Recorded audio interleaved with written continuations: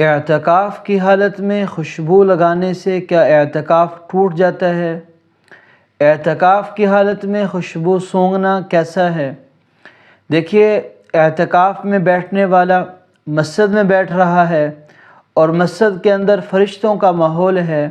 اس لیے اگر اعتکاف میں بیٹھنے والا خوشبو استعمال کرتا ہے، اپنے کپڑوں پر پرفیوم استعمال کر لیتا ہے، تو اس کے استعمال کرنے میں کوئی حرج نہیں، بلکہ زیادہ بہتر ہے کہ اعتکاف والا اپنے آپ کو خوشبو کے ساتھ معطر رکھے۔ اور ظاہری بات ہے، جو چیز کپڑوں پر استعمال کی گئی ہے خوشبو کی شکل میں، اس کی خوشبو تو اس کو آئے گی، تو اس کے سونگھنے میں بھی کوئی مذائقہ نہیں، اس سے اعتکاف پر کوئی اثر نہیں پڑتا، بلکہ یہ اچھا عمل ہے اگر معتکف آدمی خوشبو کا استعمال کرے،